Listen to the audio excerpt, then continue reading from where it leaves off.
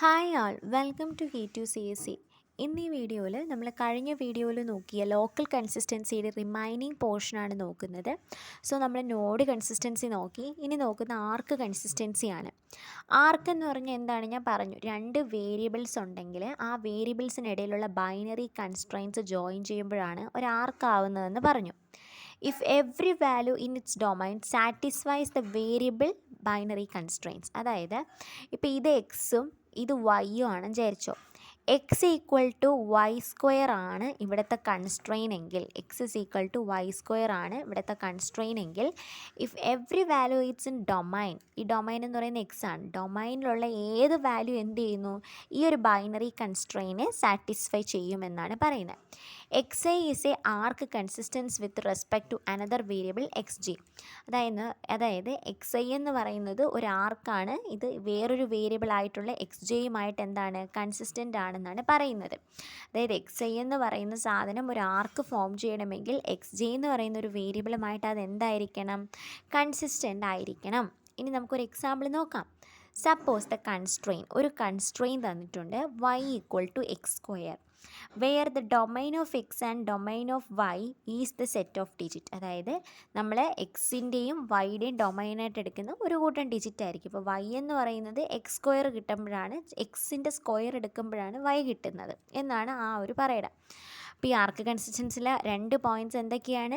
If every value in domain satisfies the variable binary constraints, നമ്മൾ കൊടുത്തേക്കുന്ന വേരിയബിളിൽ കൊടുത്തേക്കുന്ന binary കൺസ്ട്രെയിൻസിനെ എല്ലാ domain value എന്ത് ചെയ്യുന്നുണ്ട്, സാറ്റിസ്ഫൈ ചെയ്യുന്നുണ്ട്.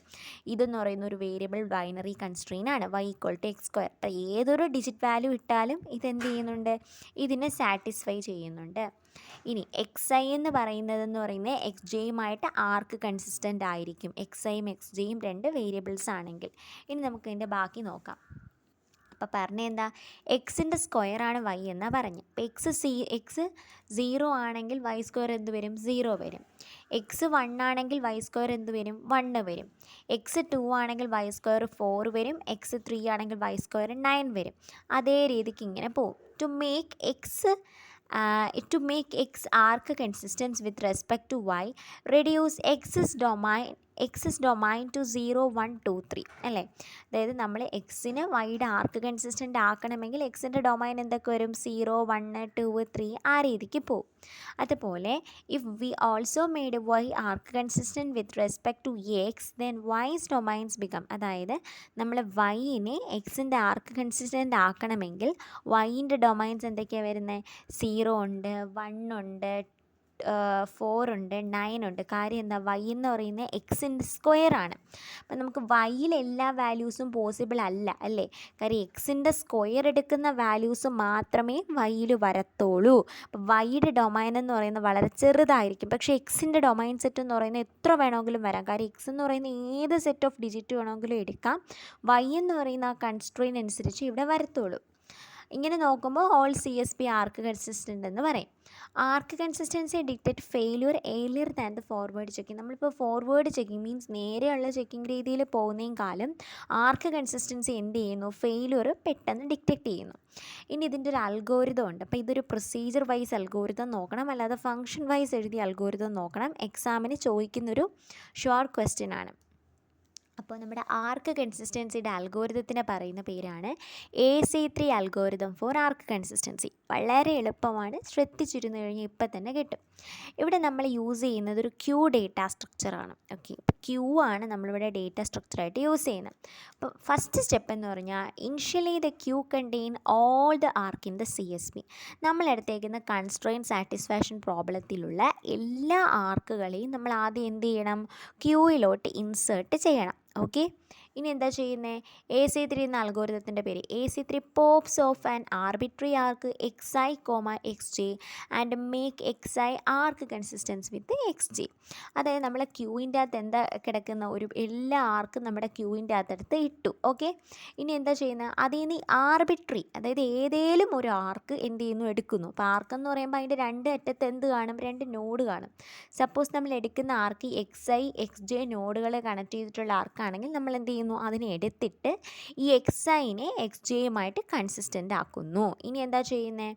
If D I is unchange the algorithm move to next arc. അപ്പോൾ നമ്മളിതിനെ consistent ആക്കുമ്പോൾ ഡൊമൈനിൽ ഒരു വ്യത്യാസവും വന്നില്ല എന്നുണ്ടെങ്കിൽ നമ്മൾ എന്ത് ചെയ്യുന്നു? നെക്സ്റ്റ് ആർക്ക് എടുക്കുന്നു. ഡൊമൈനിൽ വ്യത്യാസം വരിക എന്ന് പറഞ്ഞാൽ ഇവിടെ 0 1 2 3 എന്ന് പറയുന്ന ഡൊമൈൻ എന്തായി? റെഡ്യൂസ് ചെയ്ത് 0 1 4 9 മീൻസ് സെലക്റ്റഡ് ആയിട്ടുള്ള ഡിജിറ്റ്സ് ആയി. അപ്പോൾ ഇങ്ങനെ നമ്മൾ കൺസ്ട്രെയിൻസ് ചെക്ക് ചെയ്യുന്ന ടൈമിൽ ഡൊമൈനിൽ ഒരു വ്യത്യാസവും വന്നില്ല, അതായത് എക്സ് ഐ എന്ന് പറയുന്ന സെറ്റിലുണ്ടാവുന്ന 0 1 2 3 അങ്ങനെയുള്ളത് അത് തന്നെ എക്സ് ജെ സെറ്റിലും വന്നിട്ടുണ്ടെങ്കിൽ മീൻസ് ഡൊമൈൻ എന്താ? അൺചേഞ്ച്ഡ് ആണെങ്കിൽ നമ്മൾ എന്ത് ചെയ്യണം? വേറൊരു ആർക്കിനെ എടുക്കണം. ഡൊമൈൻ ചേഞ്ച് ആവുകയാണെങ്കിൽ ഈ ആർക്കിൽ എന്തൊക്കെയോ പണിയുണ്ട്. അപ്പോൾ AC3 അൽഗോരിതത്തിൻ്റെ ഫസ്റ്റ് സ്റ്റെപ്പ് എന്താ? നമ്മൾ ആദ്യം ഒരു ക്യൂ ഡേറ്റ സ്ട്രക്ചർ എടുക്കുന്നു. നമ്മുടെ കയ്യിൽ അവൈലബിൾ ആയിട്ട് CSPയിലുള്ള എല്ലാ ആർക്കും നമ്മൾ എന്ത് ചെയ്യുന്നു? അതിലേക്ക് ഇടുന്നു. ആർബിട്രറി ആയിട്ട് നമ്മൾ അതിൽ നിന്നൊരു ആർക്ക് സെറ്റ് എടുക്കുന്നു. എന്നിട്ട് അത് കൺസിസ്റ്റൻസി നോക്കുന്നു. അപ്പോൾ അതിൻ്റെ ഡൊമൈനിൽ എന്തെങ്കിലും വ്യത്യാസം വരുന്നുണ്ടെങ്കിൽ എന്തൊക്കെയോ കാര്യങ്ങൾ ചെയ്യാൻ പോവുകയാണ്. ഡൊമൈനിൽ ഒരു വ്യത്യാസവും വരുന്നില്ല എന്നുണ്ടെങ്കിൽ നമ്മൾ എന്ത് ചെയ്യണം? നെക്സ്റ്റ് ആർക്ക് സെലക്ട് ചെയ്യണം. ഇനി എന്താ പറയുന്നത്? Else if the domain smaller. Suppose നമ്മൾ എടുത്ത് നോക്കിയപ്പോൾ ഡൊമൈൻ ചെറുതായി. നേരത്തെ കണ്ടീഷനിൽ x² = y-യിലും എക്സിൻ്റെ ഡൊമൈൻ എന്ന് പറയുമ്പം 0 മുതൽ നമുക്ക് ഏത് ഡിജിറ്റ് വേണമെങ്കിലും എടുക്കാം. പക്ഷേ y എന്ന് പറയുമ്പോൾ എന്താ? സ്ക്വയർ വാല്യൂസ് മാത്രമേ വരുന്നുള്ളൂ. എന്ന് വെച്ചാൽ ഡൊമൈൻ ചെറുതായി. ഇതുപോലെ ഡൊമൈൻ ചെറുതാവുകയാണെങ്കിൽ ഫോർത്ത് സ്റ്റെപ്പാണ്. ഡൊമൈൻ ചെറുതാവുകയാണെങ്കിൽ അതിലൊരു സബ് സ്റ്റെപ്പ് ഉണ്ട്. ഫോർത്തിൽ 1 എന്താ പറയുന്നത്? Add the neighbours of the arc xi. xiക്ക് നൈബേഴ്സായിട്ട് വരുന്ന എല്ലാ ആർക്കുകളെയും നമ്മൾ എന്ത് ചെയ്യുക? അതിലോട്ട് കയറ്റുക. ഇപ്പോൾ xk is the neighbour of xi. ഇപ്പോൾ xk ആണ് xiയുടെ നൈബർ എങ്കിൽ, അതായത് ഇപ്പോൾ xi xj xk ഈ രീതിയിലൊക്കെയാണ് ഇരുന്നത്.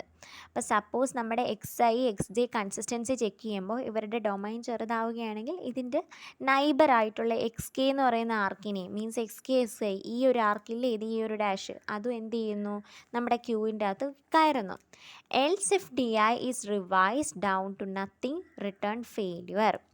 റിവൈസ് എന്ന് പറഞ്ഞാൽ ഡൊമൈൻ ചെറുതാവുന്നതിനെയാണ് നമ്മൾ റിവൈസ്ഡ് എന്ന് പറയുന്നത്. റിവൈസ്ഡ് എന്ന് പറഞ്ഞാൽ എന്താണ്? REVISED, ഡൊമൈൻ ചെറുതാവുക. Else if D I is revised down to nothing return failure. അതായത് എന്താണ്? ഇതിൻ്റെ ഡൊമൈൻ നത്തിങ് ചെറുതായില്ല എന്നുണ്ടെങ്കിൽ വീണ്ടും ഫെയിലിയർ എന്ന് കാണിക്കുക. Otherwise we kept checking and try to make it consistent. Suppose ഇതിൻ്റെ ഡൊമൈനിൽ എന്തെങ്കിലും വ്യത്യാസം വന്നു കഴിഞ്ഞാൽ നമ്മൾ എന്ത് ചെയ്യുക? ഇതിനെ കൺസിസ്റ്റൻ്റ് ആക്കിക്കൊണ്ടേയിരിക്കുക. At a point we get a CSP equivalent to the original CSP. ഇപ്പോൾ ഏതോ ഒരു പോയിന്റിലെത്തുമ്പോൾ നമ്മുടെ ഒറിജിനൽ CSP എന്താണോ ആ സംഭവം നമുക്ക് കിട്ടും. അത് വേറെ കാര്യം ചെയ്തുകൊണ്ടിരിക്കുക. അപ്പോൾ ആർക്ക് കൺസിസ്റ്റൻസിൽ എന്താ നമ്മൾ പറയുന്നത്? 2 വേരിയബിൾസ് ഉണ്ട്. രണ്ടിൻ്റെയും ഡൊമൈൻസ് നമ്മൾ സാറ്റിസ്ഫൈ ചെയ്യുന്നു എന്ന് നോക്കും. പിന്നെ എന്താ പറഞ്ഞത്? എങ്ങനെ ആർക്ക് വരുന്നത്? 2 നോഡുകൾ തമ്മിലുള്ള ഒരു വേരിയബിൾ ബൈനറി കൺസ്ട്രെയിൻ വരുമ്പോഴാണ് ആർക്ക് ആവുന്നത്. പിന്നെ y = x² വെച്ചിട്ട് നമ്മളൊരു എക്സാമ്പിൾ പറഞ്ഞു. അപ്പം yയുടെ വാല്യൂ എന്ന് പറയുന്നത് എക്സിൻ്റെ സ്ക്വയേഴ്സ് മാത്രമേ എടുക്കുകയുള്ളൂ. സോ yയുടെ ഡൊമൈൻ എപ്പോഴും ചെറുതായിരിക്കും എന്ന് പറഞ്ഞു. പിന്നെ AC3 അൽഗോരിതം നമ്മൾ പറഞ്ഞു. AC3 അൽഗോരിതത്തിൻ്റെ സ്റ്റെപ്പ് എന്താണ്? ഒരു ക്യൂ ഡേറ്റ സ്ട്രക്ചറാണ് വരുന്നത്. ആദ്യം നമ്മൾ എല്ലാ ആർക്കും ഈ ക്യൂ ഡേറ്റ സ്ട്രക്ചറിലോട്ട് ഇടുന്നു. എന്നിട്ട് ആർബിട്രറി നമ്മൾ എന്ത് ചെയ്യുന്നു? ഒരു ആർക്ക് സെലക്ട് ചെയ്യുന്നു.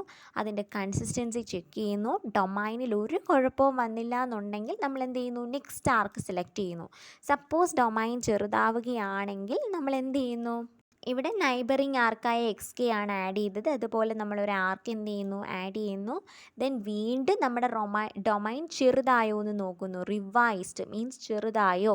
ഇപ്പോൾ ചെറുതായില്ല എന്നുണ്ടെങ്കിൽ നമ്മൾ ഫെയിലിയർ എന്ന് റിട്ടേൺ ചെയ്യുന്നു. ഇപ്പോൾ ചെറുതാവുന്നുണ്ടെങ്കിൽ വീണ്ടും നമ്മളതിനെ കൺസിസ്റ്റൻസി ചെക്ക് ചെയ്തുകൊണ്ടേ ഇരിക്കുന്നു. അങ്ങനെ ഏതോ ഒരു പോയിന്റിൽ എത്തുമ്പോഴത്തേനും we get a CSP equivalent to the original CSP. നമ്മുടെ ഒറിജിനൽ CSPക്ക് ഈക്വലൻ്റ് ആയിട്ടൊരു CSP കിട്ടും. ഇനി ഇതിൻ്റെ ഫംഗ്ഷൻ ബേസ് ചെയ്തിട്ടുള്ള അൽഗോരിതം കൂടിയുണ്ട്. അത് നെക്സ്റ്റ് വീഡിയോയിൽ പറഞ്ഞുതരാം.